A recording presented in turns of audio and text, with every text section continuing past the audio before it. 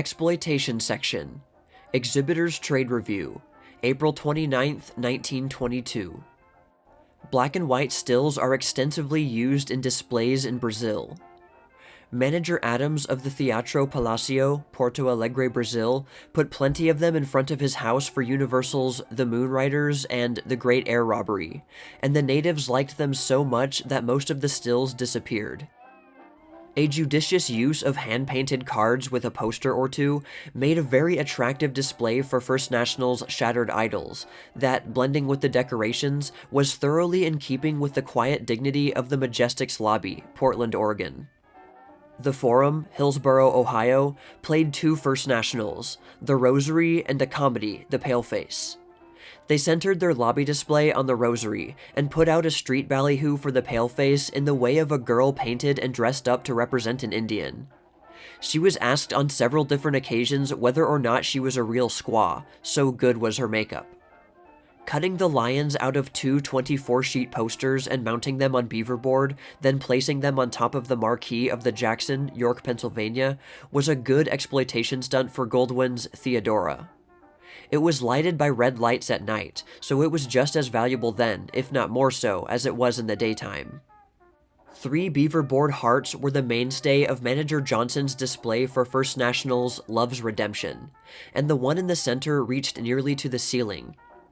The lobby was the culmination of a carefully planned campaign that started 2 weeks in advance of the run and resulted in a good jump in business. The figures in the foreground of this display, arranged by Manager Harrison of the Howard, Atlanta, for Paramount's Fool's Paradise, were cutouts from paper mounted on beaverboard, but so cleverly were they placed and so effective the lighting, they took on a very lifelike appearance. This front for First National's The Rosary was built at a cost of less than $12, so Arch Bamberger, manager of the Empress, Owensboro, Kentucky, says. It was made of beaverboard and light paper stained to represent church windows, with electric lights back of them to give the effect at night. Although Fox's A Tale of Two Cities had 4 years of advertising behind it, Manager Barrand of the Allen, Regina, Saskatchewan, Canada, wanted to let people know he was showing it, so he put out a billboard carried by 2 armed soldiers that did the job. Artistic cards appropriately framed will add to the appearance of even the plainest lobbies. The Star, Portland, Oregon, however, has a very handsome lobby, and in arranging their display for First National's The Silent Call, they added a great deal to its beauty.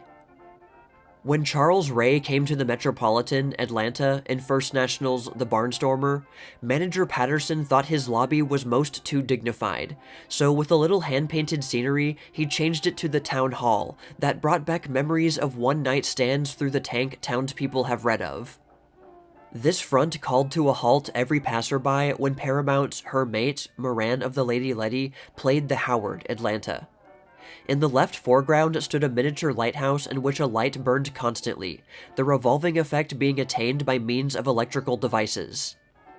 Manager Gersdorf of the Capitol, Macon, Georgia, took a round frame, covered it with beaverboard, provided a pair of hands, put 12 numbers on the dial, attaching to each number a still from the picture, and at very little expense had a splendid display for Paramount's Midnight.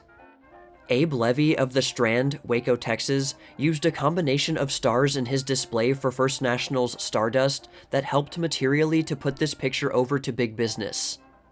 The most attractive star, of course, is the one in the center, Hope Hampton, of Stardust fame.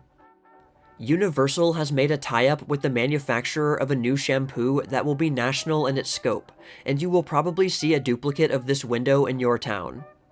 While most of this display is given over to the shampoo, it can be seen that the pictures of Universal stars occupy a very prominent place in the window. The Central, New York, usually has a lobby display that is thoroughly in keeping with the theme of the picture playing. But this time, Manager Kobe had to call the assistance of the police to hold the crowds back when he put a man in cowboy regalia mounted on a Pinto in his lobby for Universal's Man to Man. During the showing of First National's Peaceful Valley, the City Fathers of Norwalk allowed Manager Felder of the Gilger to place posters on the trash cans. Using a cutout of the Queen, the manager of the William Penn, Chester, Pennsylvania, built a fan-shaped board for the back of her head, and studding it with electric lights made a striking display for Fox's Queen of Sheba. Mike Nafee, manager of the T&D, Sacramento, California, put over First National Week largely by virtue of this well-balanced lobby. All of the decorations, except the bit of fern in the box office, came from the Exchange. That little greenery, however, made the ladies of Sacramento fall for the lobby.